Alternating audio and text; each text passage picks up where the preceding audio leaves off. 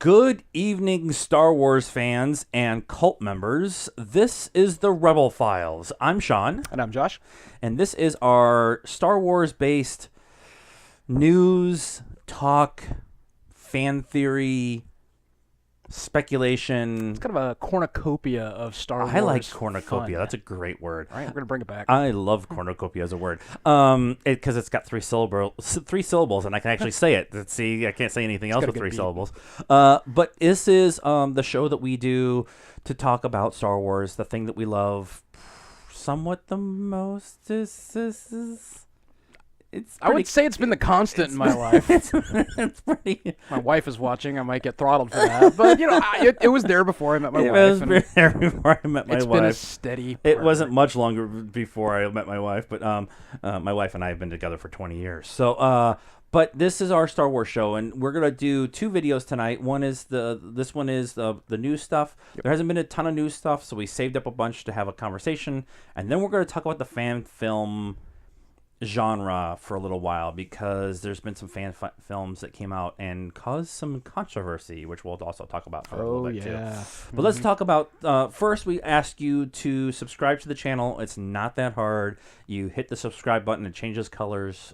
It turns from red, from the dark side, to gray, neutral side, and hit the bell for notifications. It turns white, right? It does, yeah. You get the bleeded kyber crystals, they turn white. It's the thing. It's canon. Also, we have a Patreon. It's in the description, so please sign up for our Patreon. We're doing some really cool stuff in there. French comedies. I'm signing up for Patreon just so I can give them a movie to watch, because I'm going to make it hurt. We have a Lucas film that's not Star Wars to watch next month. There's only a handful. Yeah, you go. So you can get them out. So first we're going to talk about a story. It's about a month old, or about a week old, but we want to talk about it anyways. And that was EA officially canceled their open world Star Wars game. Now, with Battlefront, what they're doing with Battlefront and the expansion packs and all that kind of stuff, the storyline itself was really cool. I'm not a big online gamer, so I liked the storyline. You were saying you just started. I finally picked up Battlefront 2 just to play the story version. Yeah. Me and my son had been playing the first Battlefront pretty religiously and nonstop, and it started wearing out its welcome. And finally, I just decided I wanted to play the story part, because that's what keeps me involved in games. Yeah. It's. I liked the story itself. In Battlefront 2. Especially because they did mocap for all of it. It's been phenomenal. And it's been really, really good, and the story is actually canon. I actually read the book Inferno Squadron, which was the lead-in story to Battlefront 2, and then stuff happens. I'm not going to spoil anything if you haven't gotten through that story part yet, but there's stuff that happens within that you can expand further on, and it actually deals with the timeline after the second Death Star explodes, is what that storyline is. Iden Versio is on Endor and watches the Death Star 2 explode, which is a cool scene in the game. It was actually, when I opened it up and started playing it, and I was like, oh yeah, my God, well done. So EA was working on this open world game. So kind of think of what was Sky? No Man's Sky. No Man's Sky was that open world? And you just flew around and did different things. That was the Open Galaxy. That was like a whole different version of MMO. But yeah, it was that kind of general idea is what they were doing, and they officially canceled it. And from the story I was reading today, the description, the big thing was when EA's top decision makers looked at the roadmap for the next few years, they decided that they needed to something earlier than what was planned for this game, which was going to be called Orca. At least that was the working title, according to the people that were familiar with the story. Yeah. A lot of it is based too that they want a smaller game, because there's rumors, pretty substantiated rumors, that PS5 is coming. So to get ready for PS5, they want a Star Wars game connected with that. You do a smaller Star Wars game not an open world thing, which would be gigantic. So it sucks that they canceled this game. Nobody lost their job from EA Vancouver. No. But do you want a smaller Star Wars story-based game? Do you want the open world thing? I have a love of open world. It's one of those things that gives me true value, I think, in a lot of games. What they're doing is smart. There was a lot of fan outcry when they talked about doing another open world game, Right. because they had the Galaxy, they had Star Wars Galaxies, like, early 2000 era and everything. That was an MMORPG.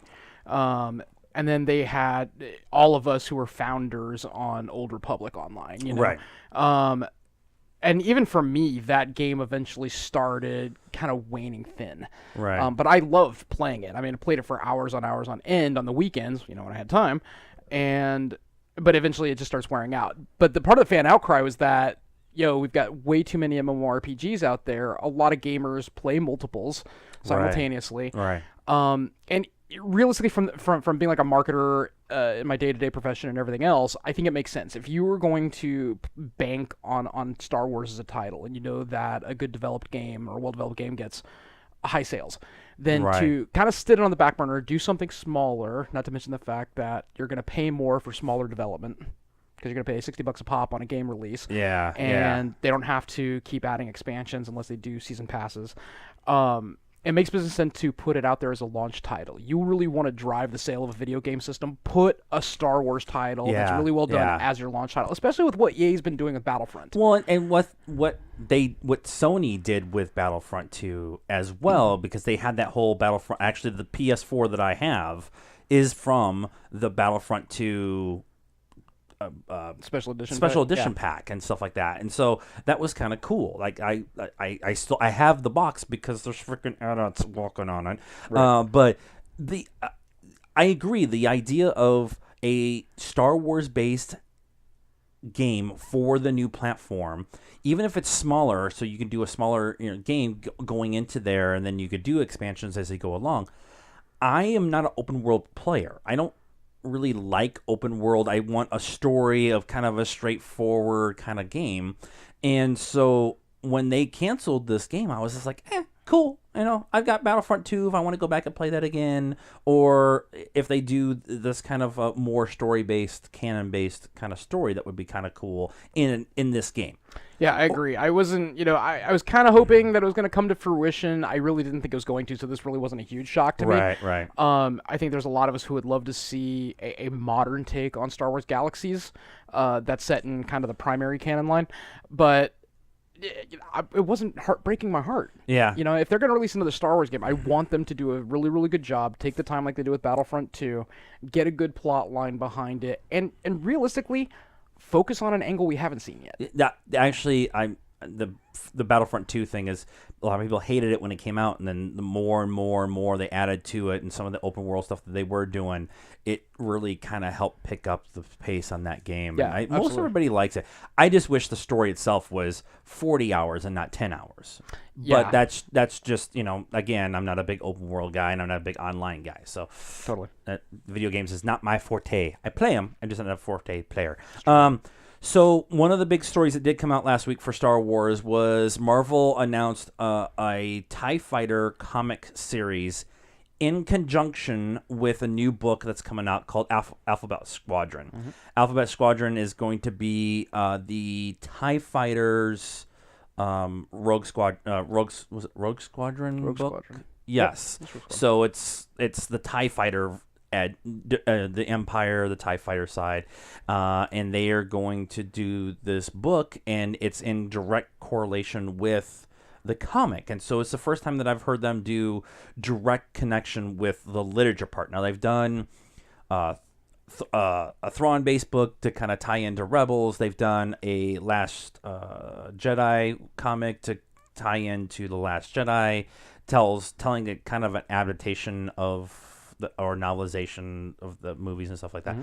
But two different mediums that are going to be connected to each other, telling from the from the Empire's point of view. Alexander Freed is actually writing it. He did the Star Wars novelization.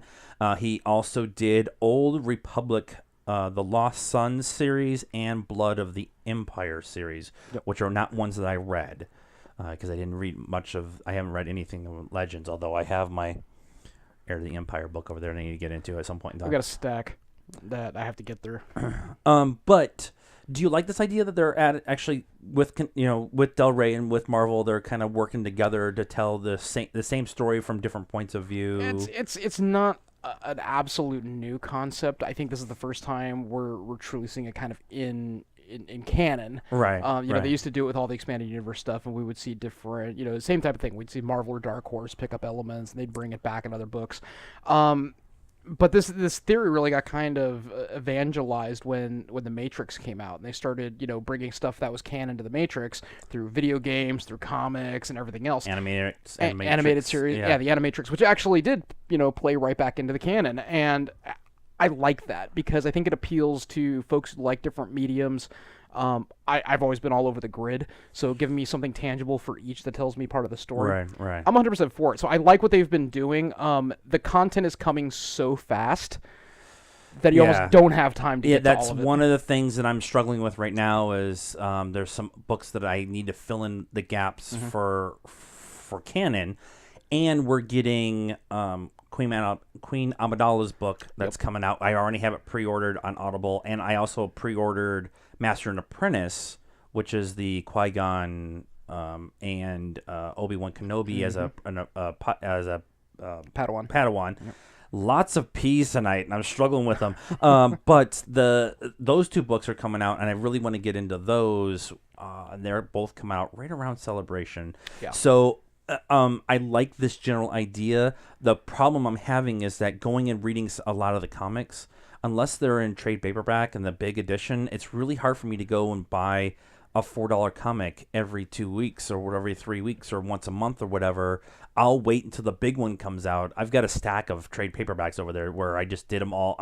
I'll wait till I binge watch everything. We haven't watched any of Arrow or Flash or Legends of Tomorrow this year. We're gonna wait until it all gets done, and then we're gonna binge it all in one sitting. Yep.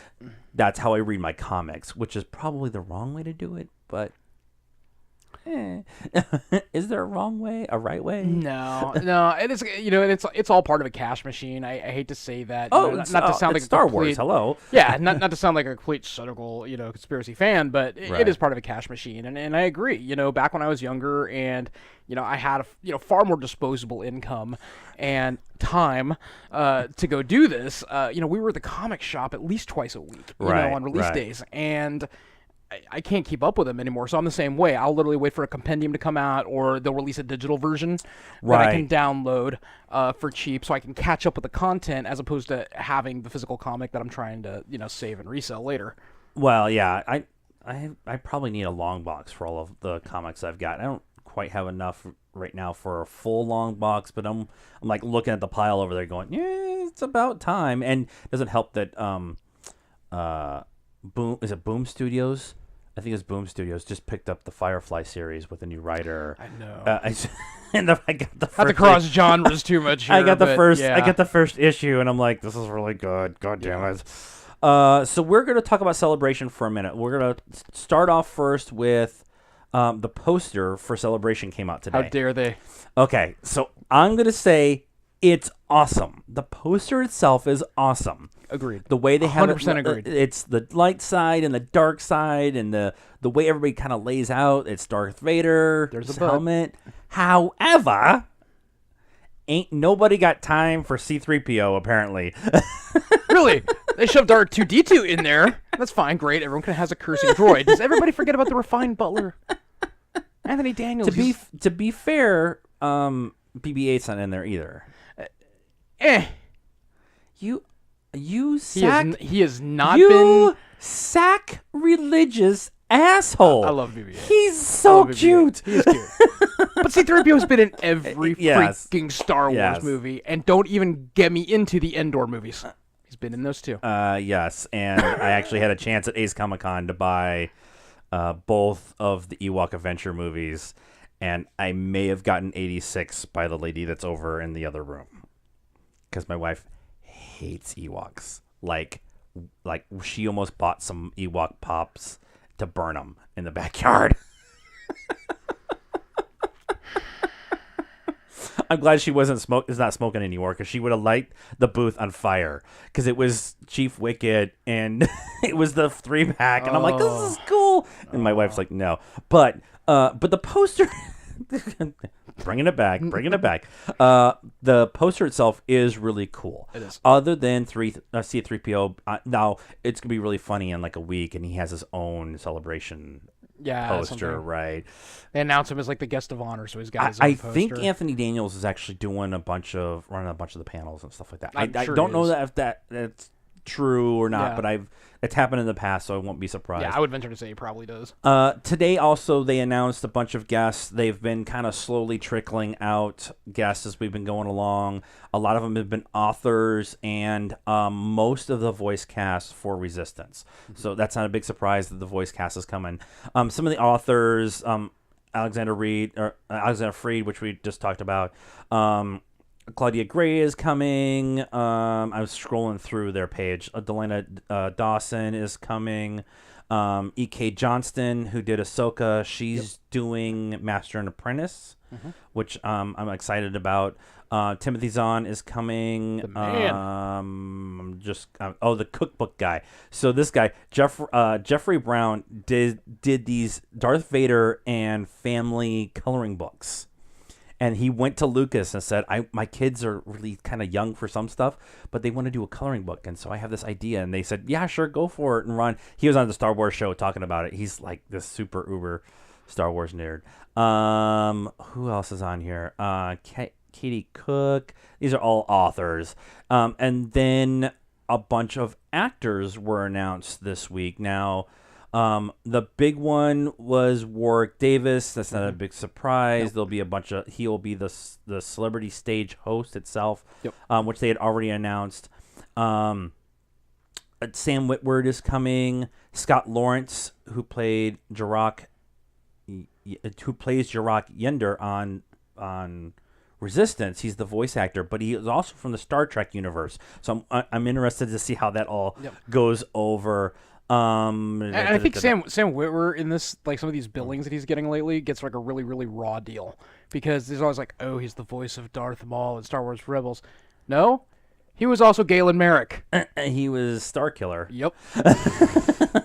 And he's probably the most knowledgeable person about Star Wars that's not in the story group. It's absolutely true.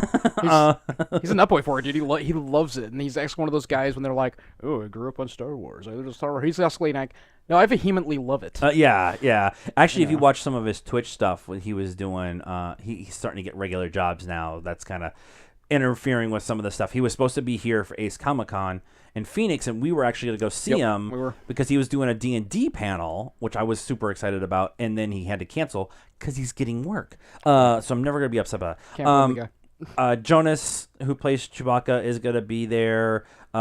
Gina Ivanka? How do you... I don't know.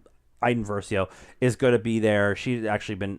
and Greg Gumberg. So the first kind of set of actors from the universe and authors, and then like Greg Proops and like some of the guys who play some of the puppets and do the voices and stuff and other things are going to be there. So I'm starting to get a little excited about Celebration with the announcement of the poster and the guests and stuff like that. And it's 5 days, and so they got to have everyone there.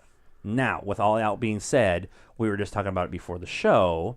It is the 20th anniversary of The Phantom Menace this year. And so we're discussing if there's going to be a big Phantom Menace panel.